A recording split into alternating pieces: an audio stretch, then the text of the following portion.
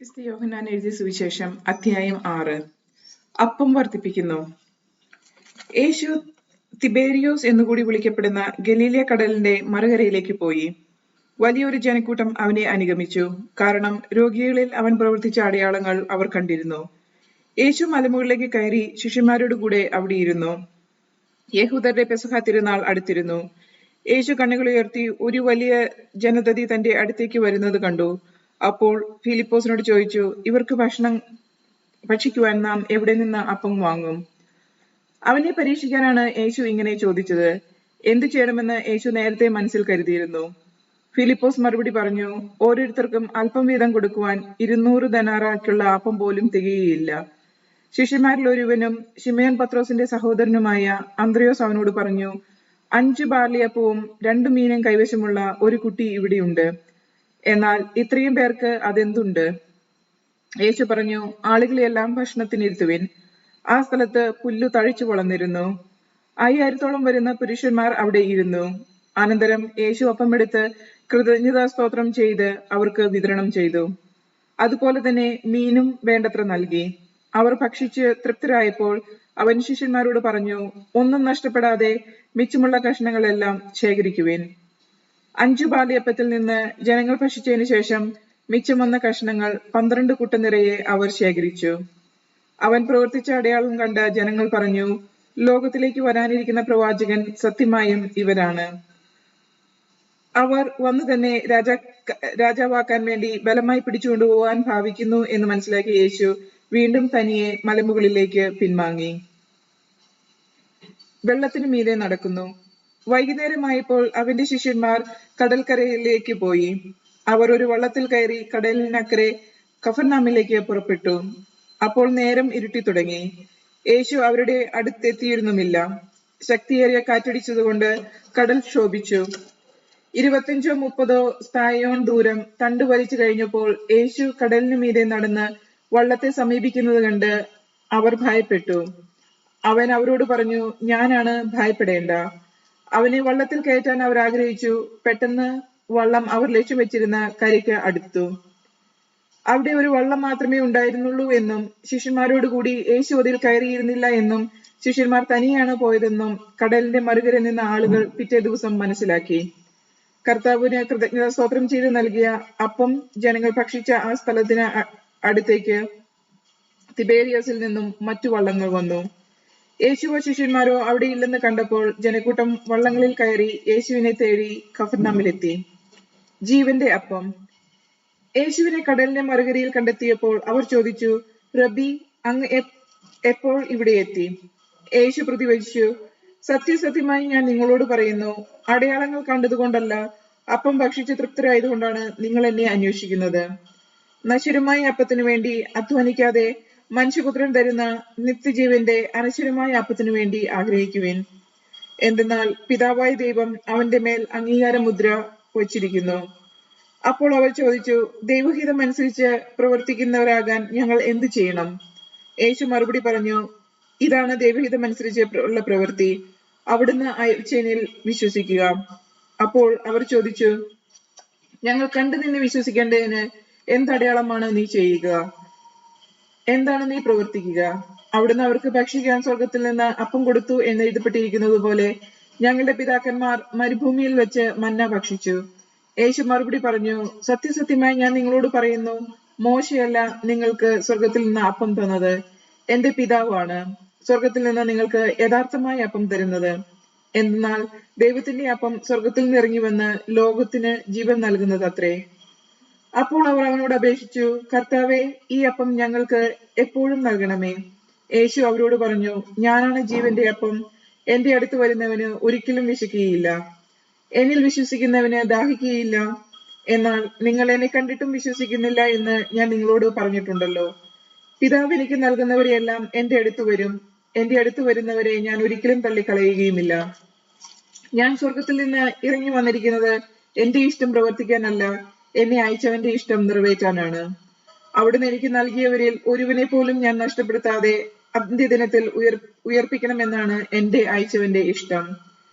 പുത്രനെ കാണുകയും അവനിൽ വിശ്വസിക്കുകയും ചെയ്യുന്നവരാരോ അവന് നിത്യജീവൻ ഉണ്ടാകണമെന്നാണ് എന്റെ പിതാവിന്റെ ഇഷ്ടം. അന്ത്യദിനത്തിൽ അവനെ ഞാൻ ഉയർപ്പിക്കുകയും ചെയ്യും.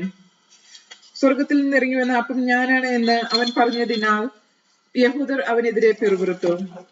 അവർ പറഞ്ഞു, ഇവൻ ജോസഫിന്റെ മകൻ യേശുവല്ലേ? ഇവന്റെ പിതാവിനെയും മാതാവിനെയും നമുക്കറിഞ്ഞുകൂടെ?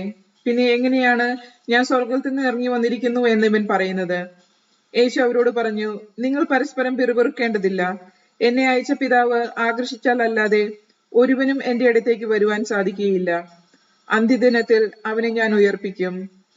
അവരെല്ലാവരും ദൈവത്താൽ പഠിപ്പിക്കപ്പെട്ടവരാവും എന്ന് പ്രവാചക ഗ്രന്ഥങ്ങളിൽ എഴുതിപ്പെട്ടിരിക്കുന്നു. പിതാവിൽ നിന്ന് ശ്രവിക്കുകയും പഠിക്കുകയും ചെയ്തവരെല്ലാം എന്റെ അടുക്കൽ വരുന്നു. ആരെങ്കിലും പിതാവിനെ കണ്ടിട്ടുണ്ട് എന്നല്ല ഇതിനർത്ഥം. ദൈവത്തിൽ നിന്നുള്ളവൻ മാത്രമേ പിതാവിനെ കണ്ടിട്ടുള്ളൂ. സത്യസത്യമായി ഞാൻ നിങ്ങളോട് പറയുന്നു, വിശ്വസിക്കുന്നവന് നിത്യജീവനുണ്ട്. ഞാൻ ജീവന്റെ അപ്പമാണ്. നിങ്ങളുടെ പിതാക്കന്മാർ മരുഭൂമിയിൽ വെച്ച് മന്ന ഭക്ഷിച്ചു, എങ്കിലും അവർ മരിച്ചു. ഇതാകട്ടെ മനുഷ്യൻ ഭക്ഷിക്കുന്നതിന് വേണ്ടി സ്വർഗത്തിൽ നിന്നിറങ്ങിയ അപ്പമാണ്. ഇത് ഭക്ഷിക്കുന്നവർ മരിക്കുകയില്ല. സ്വർഗത്തിൽ നിന്നിറങ്ങിയ ജീവനുള്ള അപ്പം ഞാനാണ്. ആരെങ്കിലും ഈ അപ്പത്തിൽ നിന്ന് ഭക്ഷിച്ചാൽ അവൻ എന്നേക്കും ജീവിക്കും. ലോകത്തിന്റെ ജീവന് വേണ്ടി ഞാൻ നൽകുന്ന അപ്പം എന്റെ ശരീരമാണ്. ഇതേപ്പറ്റി യഹൂദർക്കിടയിൽ തർക്കമുണ്ടായി. അവന്റെ ശരീരം നമുക്ക് ഭക്ഷണമായി തരാൻ ഇവനെങ്ങനെ കഴിയും എന്ന് ചോദിച്ചു. യേശു പറഞ്ഞു, സത്യസത്യമായി ഞാൻ നിങ്ങളോട് പറയുന്നു, നിങ്ങൾ മനുഷ്യപുത്രന്റെ ശരീരം ഭക്ഷിക്കുകയും അവന്റെ രക്തം പാനം ചെയ്യുകയും ചെയ്യുന്നില്ലെങ്കിൽ നിങ്ങൾക്ക് നിത്യജീവൻ ഉണ്ടായിരിക്കുകയില്ല. എന്റെ ശരീരം ഭക്ഷിക്കുകയും എന്റെ രക്തം പാനം ചെയ്യുകയും ചെയ്യുന്നവന് നിത്യജീവനുണ്ട്. അവസാന ദിവസം ഞാൻ അതിനെ ഉയർപ്പിക്കും. എന്തെന്നാൽ എന്റെ ശരീരം യഥാർത്ഥ ഭക്ഷണമാണ്, എന്റെ രക്തം യഥാർത്ഥ പാനീയമാണ്. എന്റെ ശരീരം ഭക്ഷിക്കുകയും എന്റെ രക്തം പാനം ചെയ്യുകയും ചെയ്യുന്നവൻ എന്നിലും ഞാൻ അവനിലും വസിക്കുന്നു. ജീവിക്കുന്നവനായ പിതാവിനെ അയച്ചു. ഞാൻ പിതാവ് മൂലം ജീവിക്കുന്നു. അതുപോലെ എന്നെ ഭക്ഷിക്കുന്നവർ ഞാൻ മൂലം ജീവിക്കും. ഇത് സ്വർഗത്തിൽ നിന്നിറങ്ങിയ അപ്പമാണ്. പിതാക്കന്മാർ മന്ന ഭക്ഷിച്ചു, എങ്കിലും മരിച്ചു. അതുപോലെയല്ല ഈ അപ്പം. ഇത് ഭക്ഷിക്കുന്നവർ എന്നേക്കും ജീവിക്കും. കഫർനാമിലെ സിനഗോഗിൽ പഠിപ്പിച്ചുകൊണ്ടിരിക്കുമ്പോഴാണ് അവൻ ഇത് പറഞ്ഞത്. നിത്യജീവന്റെ വചസ്സുകൾ. ഇത് കേട്ട് അവന്റെ ശിഷ്യന്മാരിൽ പലരും പറഞ്ഞു, ഈ വചനം കഠിനമാണ്. ഇത് ശ്രവിക്കാൻ ആർക്ക് കഴിയും? തന്റെ ശിഷ്യന്മാർ പിറുപിറുക്കുന്നു എന്ന് മനസ്സിലാക്കി യേശു അവരോട് ചോദിച്ചു, ഇത് നിങ്ങൾക്ക് ഇടർച്ച വരുത്തുന്നുവോ? അങ്ങനെയെങ്കിൽ മനുഷ്യപുത്രൻ ആദ്യമായിരുന്നിടത്തേക്ക് ആരോഹണം ചെയ്യുന്നത് നിങ്ങൾ കണ്ടാലോ? ആത്മാവാണ് ജീവൻ നൽകുന്നത്, ശരീരം ഒന്നിനും ഉപകരിക്കുന്നില്ല. നിങ്ങളോട് പറഞ്ഞ വാക്കുകൾ ആത്മാവും ജീവനുമാണ്. എന്നാൽ വിശ്വസിക്കാത്തവരായി നിങ്ങളിൽ ചിലരുണ്ട്. അവർ ആരെന്നും എന്നെ കൊടുക്കാനിരിക്കുന്നവൻ ആരെന്നും ആദ്യം മുതലേ അവന് അറിഞ്ഞിരുന്നു. അവൻ പറഞ്ഞു, ഇതുകൊണ്ടാണ് പിതാവിൽ നിന്ന് വരം ലഭിച്ചാലല്ലാതെ എന്റെ അടുക്കിലേക്ക് ആർക്കും വരാൻ സാധിക്കുകയില്ല എന്ന് ഞാൻ നിങ്ങളോട് പറഞ്ഞത്. ഇതിനുശേഷം അവന്റെ ശിഷ്യന്മാർ വളരെ പേർ അവനെ വിട്ടുപോയി. അവർ പിന്നീട് ഒരിക്കലും അവന്റെ കൂടെ നടന്നില്ല. യേശു 12 പേരോടായി ചോദിച്ചു, നിങ്ങളും പോകാൻ ആഗ്രഹിക്കുന്നുവോ? ശിമിയോൻ പത്രോസ് മറുപടി പറഞ്ഞു, കർത്താവേ, ഞങ്ങൾ ആരുടെ അടുത്തേക്ക് പോകും? നിത്യജീവന്റെ വചനങ്ങൾ നിന്റെ പക്കലുണ്ട്. നീയാണ് ദൈവത്തിന്റെ പരിശുദ്ധൻ എന്ന് ഞങ്ങൾ വിശ്വസിക്കുകയും അറിയുകയും ചെയ്തിരിക്കുന്നു. യേശു അവരോട് പറഞ്ഞു, നിങ്ങൾ 12 പേരെ ഞാൻ തിരഞ്ഞെടുത്തില്ലേ? എന്നാൽ നിങ്ങളിൽ ഒരുവൻ പിശാചാണ്. അവൻ ഇത് പറഞ്ഞത് ശിമയോൻ സ്കറിയാത്തയുടെ മകനായ യൂദാസിനെ കുറിച്ചാണ്. എന്തെന്നാൽ 12 പേരിൽ ഒരുവനായ അവനാണ് യേശുവിനെ ഒറ്റിക്കൊടുക്കാനിരുന്നത്. അധ്യായം 7. കൂടാര തിരുനാൾ. യേശു ഗലീലയിൽ ചുറ്റി സഞ്ചരിച്ചുകൊണ്ടിരുന്നു. യഹൂദർ അവനെ വധിക്കാൻ അവസരം പാർത്തിരുന്നതിനാൽ യൂദയായിൽ സഞ്ചരിക്കാൻ അവൻ ഇഷ്ടപ്പെട്ടില്ല. യൂദരുടെ കൂടാര തിരുനാൾ സമീപിച്ചിരുന്നു. അവന്റെ സഹോദരന്മാർ അവനോട് പറഞ്ഞു, നീ ചെയ്യുന്ന പ്രവൃത്തികൾ നിന്റെ ശിഷ്യന്മാർ കാണേണ്ടതിന് നീ ഇവിടം വിട്ട് യൂദയായിലേക്ക് പോവുക. പരസ്യമായി അറിയപ്പെടാൻ ആഗ്രഹിക്കുന്നവൻ രഹസ്യമായി പ്രവർത്തിക്കുകയില്ല. നീ ഇതെല്ലാം ചെയ്യുന്നതെങ്കിൽ നിന്നെ ലോകത്തിന് വെളിപ്പെടുത്തുക. അവന്റെ സഹോദരന്മാർ പോലും അവനിൽ വിശ്വസിച്ചിരുന്നില്ല. യേശു പറഞ്ഞു, എന്റെ സമയം ഇതുവരെയുമായിട്ടില്ല. നിങ്ങൾക്കാകട്ടെ എപ്പോഴും അനുകൂലമായ സമയമാണല്ലോ. ലോകത്തിന് നിങ്ങളെ വെറുക്കാൻ സാധിക്കുകയില്ല. എന്നാൽ അതിന്റെ പ്രവൃത്തി തിന്മയാണെന്ന് ഞാൻ സാക്ഷ്യപ്പെടുത്തുന്നതിനാൽ അവർ എന്നെ വെറുക്കുന്നു. നിങ്ങൾ തിരുനാളിന് പോയിക്കൊള്ളുവേൻ. ഞാൻ ഈ തിരുനാളിന് പോകുന്നില്ല. എന്തെന്നാൽ എന്റെ സമയം ഇനിയും പൂർത്തിയായിട്ടില്ല. ഇപ്രകാരം പറഞ്ഞ് അവൻ ഗലീലയിൽ തന്നെ താമസിച്ചു. എന്നാൽ അവന്റെ സഹോദരന്മാർ തിരുനാളിന് പോയതിനു ശേഷം അവനും പോയി, പരസ്യമായല്ല രഹസ്യമായി. അവൻ എവിടെയെന്ന് ചോദിച്ചുകൊണ്ട് തിരുനാളിൽ യഹൂദർ അവനെ അന്വേഷിച്ചുകൊണ്ടിരുന്നു. ആളുകൾ അവനെപ്പറ്റി രഹസ്യമായി പലതും പറഞ്ഞിരുന്നു. അവനൊരു നല്ല മനുഷ്യനാണെന്ന് ചിലർ പറഞ്ഞു. അല്ല, അവൻ ജനങ്ങളെ വഴിതെറ്റിപ്പിക്കുന്നു എന്ന് മറ്റു ചിലരും. എങ്കിലും യഹൂദരെ ഭയന്ന് ആരും അവനെപ്പറ്റി പരസ്യമായി ഒന്നും സംസാരിച്ചില്ല. യേശുവിന്റെ വിജ്ഞാനം. തിരുനാൾ പകുതിയായപ്പോൾ യേശു ദേവാലയത്തിൽ ചെന്ന് പഠിപ്പിച്ചു തുടങ്ങി.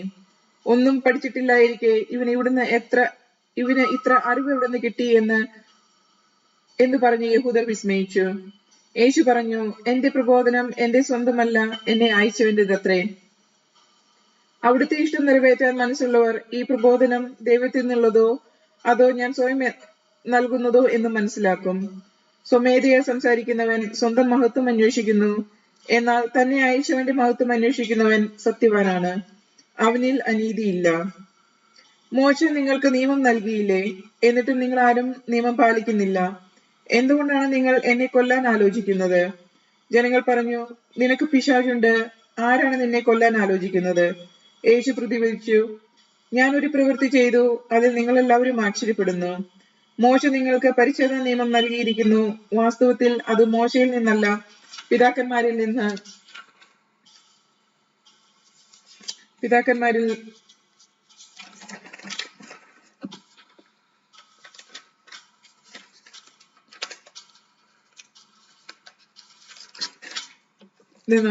അതനുസരിച്ച് സാബത്തിൽ ഒരുവനെ നിങ്ങൾക്ക് പരിശോധന നടത്തുന്നു.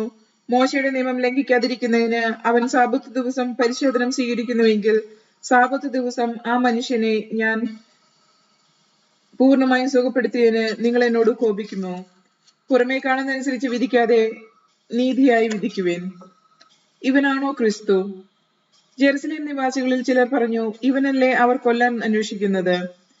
എന്നാൽ ഇതാ, ഇവൻ പരസ്യമായി സംസാരിക്കുന്നു, എന്നിട്ടും അവർ ഇവനോടൊന്നും പറയുന്നില്ല.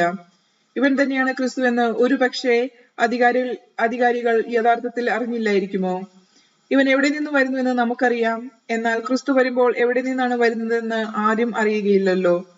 ദേവാലയത്തിൽ പഠിപ്പിച്ചുകൊണ്ടിരുന്നപ്പോൾ യേശു ഉച്ചത്തിൽ പറഞ്ഞു, ഞാൻ ആരാണെന്നും എവിടെ നിന്ന് വരുന്നുവെന്നും നിങ്ങൾക്കറിയാം. എന്നാൽ ഞാൻ സ്വമേധയാ വന്നവനല്ല, എന്നെ അയച്ചവൻ സത്യവാനാണ്. അവിടുത്തെ നിങ്ങൾക്ക് അറിഞ്ഞുകൂടാ, എനിക്ക് അവിടുത്തെ അറിയാം. എന്തെന്നാൽ ഞാൻ അവിടുത്തെ അടുക്കൽ നിന്നും വരുന്നു, അവിടുന്നാണ് എന്നെ അയച്ചത്. അവനെ ബന്ധിക്കാൻ അവർ ശ്രമിച്ചു, എന്നാൽ ആർക്കും അവനെ പിടിക്കാൻ കഴിഞ്ഞില്ല. അവന്റെ സമയം ഇനിയും വന്നിരുന്നില്ല. ജനക്കൂട്ടത്തിൽ വളരെ പേർ അവനിൽ വിശ്വസിച്ചു. അവർ ചോദിച്ചു, ക്രിസ്തു വരുമ്പോൾ ഇവൻ പ്രവർത്തിച്ചതിലേറെ അടയാളങ്ങൾ പ്രവർത്തിക്കുമോ? വേർപാടിനെ കുറിച്ച്. ജനക്കൂട്ടം അവനെക്കുറിച്ച് പിറുപിറുക്കുന്നത് ഫരിസേയർ കേട്ടു. പുരോഹിത പ്രമുഖരും ഫരിസേയരും അവനെ ബന്ധിക്കാൻ സേവകരെ അയച്ചു. യേശു പറഞ്ഞു, അല്പസമയം കൂടി ഞാൻ നിങ്ങളോടുകൂടിയുണ്ട്, അതിനുശേഷം ഞാൻ എന്റെ അയച്ചവന്റെ അടുത്തേക്ക് പോകും. നിങ്ങൾ എന്നെ അന്വേഷിക്കും, കണ്ടെത്തുകയില്ല. ഞാൻ ആയിരിക്കുന്നിടത്തേക്ക് വരാൻ നിങ്ങൾക്ക് സാധിക്കുകയില്ല. യഹൂദർ പരസ്പരം പറഞ്ഞു, നമുക്ക് കണ്ടെത്താൻ കഴിയാത്ത വിധം എവിടേക്കാണ് അവൻ പോകുക? ഗ്രീക്കുകാരുടെ ചിതറിപ്പാർക്കുന്നവരുടെ അടുക്കൽ പോയി ഗ്രീക്കുകാരെ പഠിപ്പിക്കാനായിരിക്കുമോ? നിങ്ങൾ എന്നെ അന്വേഷിക്കും, കണ്ടെത്തുകയില്ല എന്നും ഞാൻ ആയിരിക്കുന്നിടത്ത് വരാൻ നിങ്ങൾക്ക് കഴിയുകയില്ല എന്നും അവൻ പറഞ്ഞ ഈ വചനം എന്താണ്? ജീവജലത്തിന്റെ അരുവികൾ. തിരുനാളിന്റെ അവസാനത്തെ മഹാദിനത്തിൽ യേശു എഴുന്നേറ്റ് നിന്ന് ശബ്ദമുയർത്തി പറഞ്ഞു, ആർക്കെങ്കിലും ദാഹിക്കുന്നുവെങ്കിൽ അവർ എന്റെ അടുത്തു വന്ന് കുടിക്കട്ടെ. എന്നിൽ വിശ്വസിക്കുന്നവന്റെ ഹൃദയത്തിൽ നിന്ന് വിശുദ്ധ ലിഖിതം പ്രസ്താവിക്കുന്നത് പോലെ ജീവജലത്തിന്റെ അരുവികൾ ഒഴുകും. അവൻ ഇത് പറഞ്ഞത് തന്നിൽ വിശ്വസിക്കുന്നവർ സ്വീകരിക്കാനിരിക്കുന്ന ആത്മാവിനെ പറ്റിയാണ്. അതുവരെയും ആത്മാവ് നൽകപ്പെട്ടിട്ടില്ലായിരുന്നു, എന്തെന്നാൽ യേശു അതുവരെയും മഹത്വീകരിക്കപ്പെട്ടിരുന്നില്ല. അധികാരികളുടെ അവിശ്വാസം. ഈ വാക്കുകൾ കേട്ടപ്പോൾ അവൻ യഥാർത്ഥത്തിൽ പ്രവാചകനെന്ന് ചിലർ പറഞ്ഞു. മറ്റു ചിലർ പറഞ്ഞു, ഇവൻ ക്രിസ്തുവാണ്. എന്നാൽ വേറെ ചിലർ ചോദിച്ചു, ക്രിസ്തു ഗലീലയിൽ നിന്നാണോ വരിക? ക്രിസ്തു ദാവീദിന്റെ സന്താന പരമ്പരയിൽ നിന്നാണെന്നും ദാവീദിന്റെ ഗ്രാമമായ ബെത്ലഹേമിൽ നിന്നാണ് വരുന്നതുമല്ലേ വിശുദ്ധ ലിഖിതം പറയുന്നത്? അങ്ങനെ അവനെക്കുറിച്ച് ജനങ്ങൾക്കിടയിൽ ഭിന്നതയുണ്ടായി. ചിലർ അവനെ ബന്ധിക്കാൻ ആഗ്രഹിച്ചു, എന്നാൽ ആരും അവന്റെ മേൽ കൈവച്ചില്ല. സേവകന്മാർ തിരിച്ചു ചെന്നപ്പോൾ പുരോഹിത പ്രമുഖന്മാരും ഫരിസേയരും അവരോട് ചോദിച്ചു, എന്തുകൊണ്ടാണ് നിങ്ങൾ അവനെ കൊണ്ടുവരാത്തത്? അവർ മറുപടി പറഞ്ഞു, അവനെ പോലെ ആരും ഇതുവരെ സംസാരിച്ചിട്ടില്ല. അപ്പോൾ ഫരിസേയർ അവരോട് ചോദിച്ചു, നിങ്ങളും വഞ്ചിതരായോ? അധികാരികളിലോ ഫരിസേയരിലോ ആരെങ്കിലും അവനിൽ വിശ്വസിച്ചിട്ടുണ്ടോ? നിയമം അറിഞ്ഞുകൂടാത്ത ഈ ജനക്കൂട്ടം ശപിക്കപ്പെട്ടതാണ്. മുമ്പൊരിക്കൽ യേശുവിന്റെ അടുക്കൽ പോയവനും അവരിലൊരുവനുമായ നിക്കോദെമോസ് അപ്പോൾ അവരോട് ചോദിച്ചു, ഒരുവന് പറയാനുള്ളത് ആദ്യം കേൾക്കാതെയും അവനെന്താണ് ചെയ്യുന്നതെന്ന് അറിയാതെയും അവനെ വിധിക്കാൻ നിങ്ങളുടെ നിയമം അനുവദിക്കുന്നുണ്ടോ? അവർ മറുപടി പറഞ്ഞു, നീയും ഗലീലയിൽ നിന്നാണോ? പരിശോധിച്ചു നോക്കൂ, ഒരു പ്രവാചകനും ഗലീലയിൽ നിന്ന് വരുന്നില്ല എന്ന് അപ്പോൾ മനസ്സിലാകും. ഓരോരുത്തരും സ്വന്തം വീടുകളിലേക്ക് പോയി. അധ്യായം 8. പിടിക്കപ്പെട്ട വ്യഭിചാരിണി. യേശു ഒലിവ് മലയിലേക്ക് പോയി. അതിരാവിലെ അവൻ വീണ്ടും ദേവാലയത്തിലേക്ക് വന്നു. ജനങ്ങളെല്ലാം അവന്റെ അടുക്കലെത്തി. അവൻ ഇരുന്ന് അവരെ പഠിപ്പിച്ചു. വ്യഭിചാരത്തിൽ പിടിക്കപ്പെട്ട ഒരു സ്ത്രീയെ നിയമജ്ഞരും ഫരിസേയരും കൂടെ അവന്റെ അടുക്കൽ കൊണ്ടുവന്ന് നടുക്കിൽ നിർത്തി. അവർ അവരോട് പറഞ്ഞു, ഗുരു, ഈ സ്ത്രീ വ്യഭിചാരത്തിൽ പിടിക്കപ്പെട്ടവളാണ്. ഇങ്ങനെയുള്ളവരെ കല്ലെറിയണമെന്നാണ് മോശെ നിയമത്തിൽ കൽപ്പിച്ചിരിക്കുന്നത്. നീ എന്തു പറയുന്നു? ഇത് അവനിൽ കുറ്റം ആരോപിക്കാൻ വേണ്ടി അവർ അവനെ പരീക്ഷിച്ചുകൊണ്ട് ചോദിച്ചതാണ്.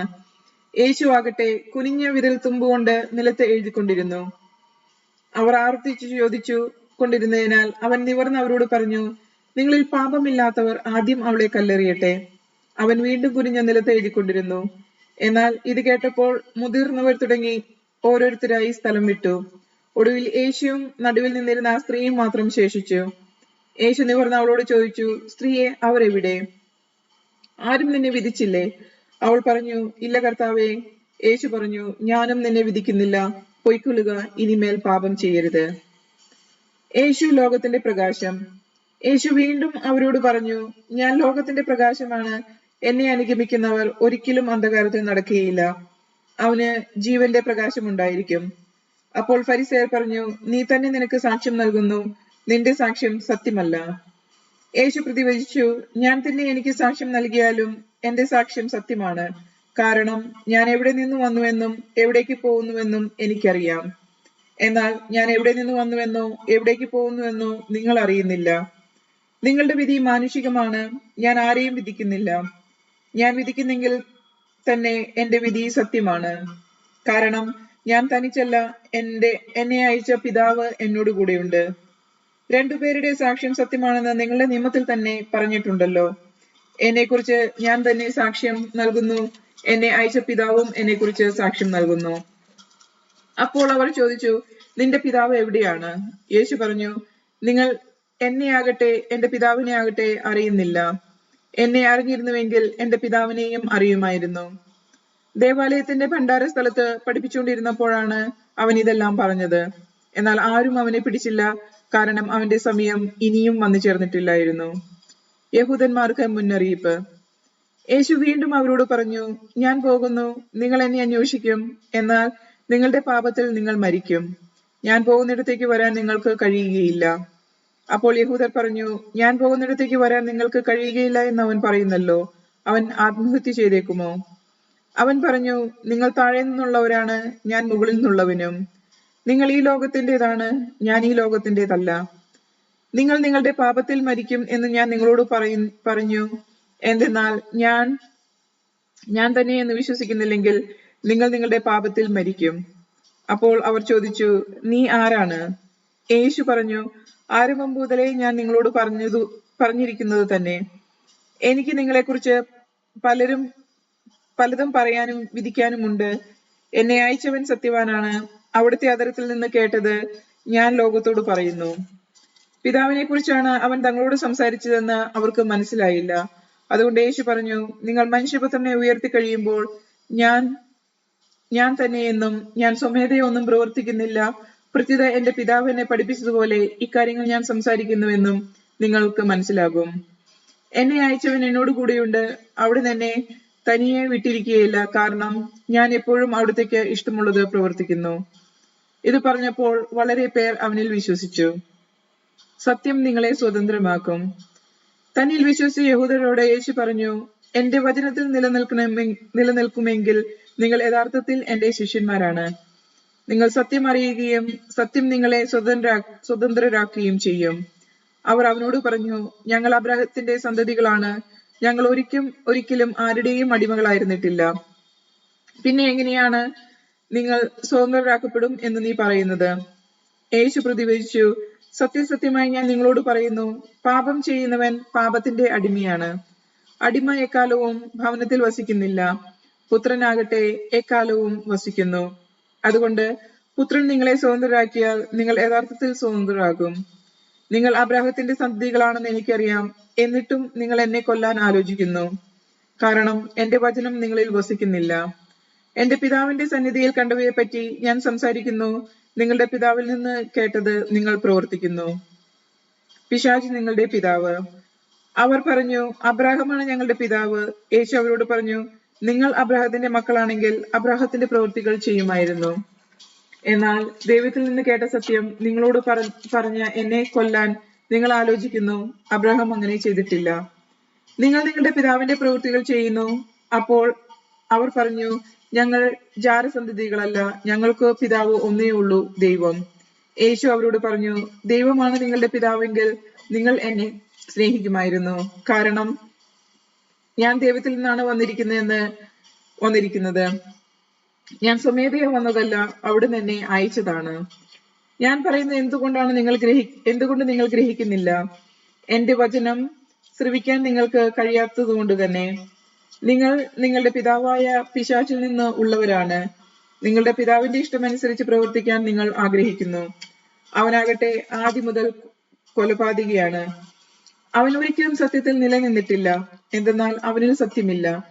കള്ളം പറയുമ്പോൾ സ്വന്തം സ്വഭാവം അനുസരിച്ച് തന്നെയാണ് അവൻ സംസാരിക്കുന്നത്. കാരണം അവൻ നുണയനും നുണയുടെ പിതാവുമാണ്. ഞാൻ സത്യം പറയുന്നത് കൊണ്ട് നിങ്ങൾ എന്നെ വിശ്വസിക്കുന്നില്ല. നിങ്ങളിൽ ആർക്ക് എന്നിൽ പാപം തെളിയിക്കാൻ കഴിയും? ഞാൻ സത്യമാണ് പറയുന്നതെങ്കിൽ എന്തുകൊണ്ട് നിങ്ങൾ എന്നെ വിശ്വസിക്കുന്നില്ല? ദൈവത്തിൽ നിന്നുള്ളവൻ ദൈവത്തിന്റെ വാക്ക് ശ്രമിക്കുന്നു. നിങ്ങൾ ദൈവത്തിൽ നിന്നുള്ളവരല്ലേ, അതുകൊണ്ട് നിങ്ങൾ ദൈവത്തിൽ നിന്നുള്ളവരല്ല, അതുകൊണ്ട് നിങ്ങൾ അവ ശ്രവിക്കുന്നില്ല. അബ്രാഹത്തിന് മുമ്പ് ഞാനുണ്ട്. യഹൂദർ പറഞ്ഞു, നീ ഒരു സമറിയക്കാരനാണെന്നും നിന്നിൽ പിശാചുണ്ടെന്നും ഞങ്ങൾ പറയുന്നത് ശരിയല്ലേ? യേശു പറഞ്ഞു, എനിക്ക് പിശാചില്ല. ഞാൻ എന്റെ പിതാവിനെ ബഹുമാനിക്കുന്നു, നിങ്ങളാകട്ടെ എന്നെ അപമാനിക്കുന്നു. ഞാൻ എന്റെ മഹത്വം അന്വേഷിക്കുന്നില്ല, അത് അന്വേഷിക്കുന്നവരും വിധികർത്താവുമായ ഒരുവനുണ്ട്. സത്യസത്യമായി ഞാൻ നിങ്ങളോട് പറയുന്നു, ആരെങ്കിലും എന്റെ വചനം പാലിച്ചാൽ അവൻ ഒരിക്കലും മരിക്കുകയില്ല. യഹൂദർ പറഞ്ഞു, നിനക്ക് പിശാചുണ്ടെന്ന് ഇപ്പോൾ ഞങ്ങൾക്ക് വ്യക്തമായിരിക്കുന്നു. അബ്രഹാം മരിച്ചു, പ്രവാചകന്മാരും മരിച്ചു, എന്നിട്ടും എന്റെ വചനം പാലിക്കുന്ന ഒരുവനും ഒരിക്കലും മരിക്കുകയില്ല എന്ന് നീ പറയുന്നു. ഞങ്ങളുടെ മരിച്ചുപോയ പിതാവായ അബ്രഹത്തേക്കാൾ വലിയവനാണോ നീ? പ്രവാചകന്മാരും മരിച്ചുപോയി, ആരാണെന്ന് നീ അവകാശപ്പെടുന്നത്? യേശു പറഞ്ഞു, ഞാൻ എന്നെ തന്നെ മഹത്വപ്പെടുത്തിയാൽ എന്റെ മഹത്വത്തിന് വിലയില്ല. എന്നാൽ നിങ്ങളുടെ ദൈവമെന്ന് നിങ്ങൾ വിളിക്കുന്ന എന്റെ പിതാവാണ് എന്നെ മഹത്വപ്പെടുത്തുന്നത്. എന്നാൽ നിങ്ങൾ അവിടുത്തെ അറിഞ്ഞിട്ടില്ല, ഞാനോ അവിടുത്തെ അറിയുന്നു. ഞാൻ അവിടുത്തെ അറിയുന്നില്ല എന്ന് പറയുന്നുവെങ്കിൽ ഞാനും നിങ്ങളെപ്പോലെ നുണയനാകും. എന്നാൽ ഞാൻ അവിടുത്തെ അറിയുകയും അവിടുത്തെ വചനം പാലിക്കുകയും ചെയ്യുന്നു. എന്റെ ദിവസം കാണാം എന്ന പ്രതീക്ഷയിൽ നിങ്ങളുടെ പിതാവായ അബ്രാഹാം ആനന്ദിച്ചു. അവൻ അത് കാണുകയും സന്തോഷിക്കുകയും ചെയ്തു. അപ്പോൾ യഹൂദർ പറഞ്ഞു, നിനക്ക് ഇനിയും 50 വയസ്സായിട്ടില്ല, എന്നിട്ട് നീ അബ്രാഹത്തെ കണ്ടുവെന്നോ? യേശു പറഞ്ഞു, സത്യസത്യമായി ഞാൻ നിങ്ങളോട് പറയുന്നു, അബ്രാഹാം ഉണ്ടാകുന്നതിന് മുമ്പ് ഞാൻ ഉണ്ട്. അപ്പോൾ അവർ അവനെ എറിയാൻ കല്ലുകൾ എടുത്തു. എന്നാൽ യേശു അവരിൽ നിന്ന് മറിഞ്ഞ് ദേവാലയത്തിന് പുറത്തേക്ക് പോയി. അധ്യായം 9. അന്ധനെ സുഖപ്പെടുത്തുന്നു. അവർ കടന്നു പോകുമ്പോൾ ജന്മനാ അന്ധനായ ഒരുവനെ കണ്ടു.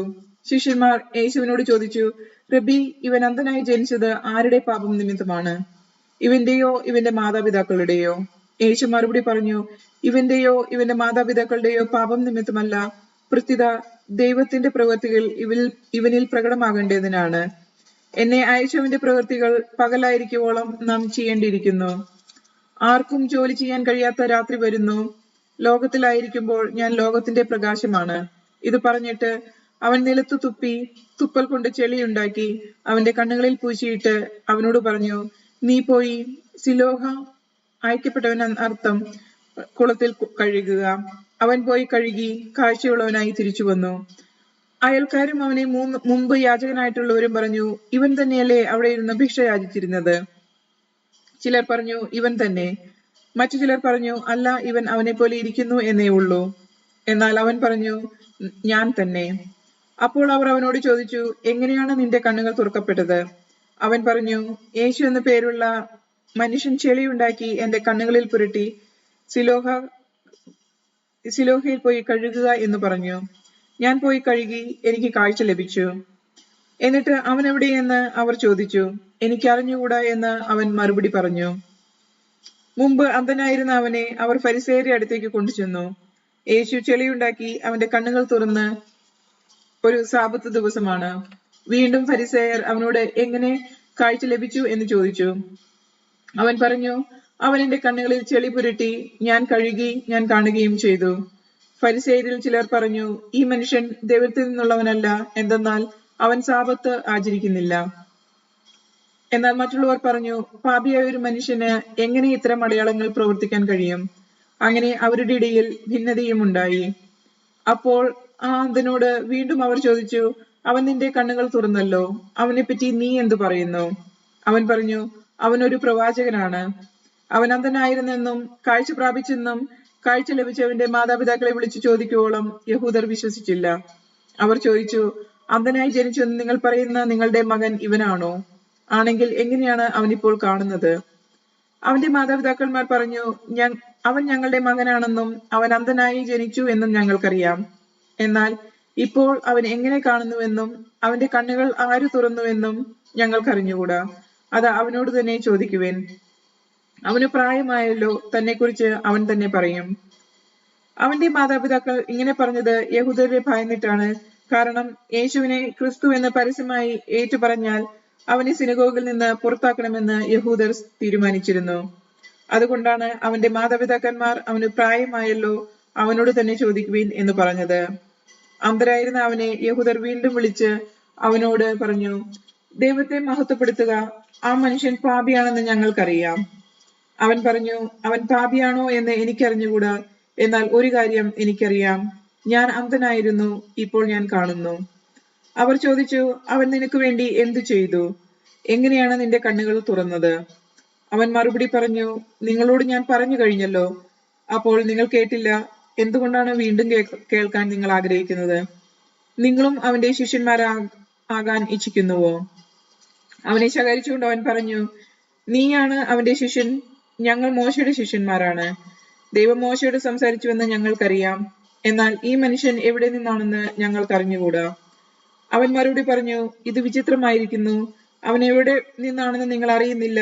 എന്നാൽ അവൻ എന്റെ കണ്ണുകൾ തുറന്നു. ദൈവം പാപികളുടെ പ്രാർത്ഥന കേൾക്കുന്നില്ലെന്ന് നമുക്കറിയാം. എന്നാൽ ദൈവത്തെ ആരാധിക്കുകയും അവന്റെ ഇഷ്ടം പ്രവർത്തിക്കുകയും ചെയ്യുന്നവന്റെ പ്രാർത്ഥന ദൈവം ശ്രമിക്കുന്നു. അന്ധനായി പിറന്ന ഒരു മനുഷ്യന്റെ കണ്ണ് ആരും തുറന്നതായി ലോകാരംഭം മുതൽ ഇന്നോളം കേട്ടിട്ടില്ല. ഈ മനുഷ്യൻ ദൈവത്തിൽ നിന്നുള്ളവനല്ലെങ്കിൽ ഒന്നും ചെയ്യാൻ അവന് കഴിയുമായിരുന്നില്ല. അപ്പോൾ അവർ പറഞ്ഞു, തികച്ചും പാപത്തിൽ പിറന്ന നീ ഞങ്ങളെ പഠിപ്പിക്കുന്നുവോ? അവർ അവനെ പുറത്താക്കി. ആത്മീയ അന്ധത. അവർ അവനെ പുറത്താക്കി എന്ന് യേശു കേട്ടു. അവനെ കണ്ടപ്പോൾ യേശു ചോദിച്ചു, മനുഷ്യപുത്രനിൽ നീ വിശ്വസിക്കുന്നുവോ? അവൻ ചോദിച്ചു, കർത്താവേ, ഞാൻ അവനിൽ വിശ്വസിക്കേണ്ടതിന് അവൻ ആരാണ്? യേശു പറഞ്ഞു, നീ അവനെ കണ്ടു കഴിഞ്ഞു. നിന്നോട് സംസാരിക്കുന്നവൻ തന്നെയാണ് അവൻ. കർത്താവേ, ഞാൻ വിശ്വസിക്കുന്നു എന്ന് പറഞ്ഞുകൊണ്ട് അവൻ യേശുവിനെ പ്രണമിച്ചു. യേശു പറഞ്ഞു, കാഴ്ചയില്ലാത്തവർ കാണുകയും കാഴ്ചയുള്ളവർ അന്ധരായി തീരുകയും ചെയ്യേണ്ടതിന് ന്യായവിധിക്കായിട്ടാണ് ഞാൻ ഈ ലോകത്തിലേക്ക് വന്നത്. അവന്റെ അടുത്തുണ്ടായിരുന്ന ഏതാനും ഫരിസേയർ ഇത് കേട്ട് അവനോട് ചോദിച്ചു, അപ്പോൾ ഞങ്ങളും അന്ധരാണോ? യേശു അവരോട് പറഞ്ഞു, അന്ധരായിരുന്നുവെങ്കിൽ നിങ്ങൾക്ക് പാപം ഉണ്ടാകുമായിരുന്നില്ല. എന്നാൽ ഞങ്ങൾ കാണുന്നു എന്ന് നിങ്ങൾ പറയുന്നു, അതുകൊണ്ട് നിങ്ങളിൽ പാപം നിലനിൽക്കുന്നു.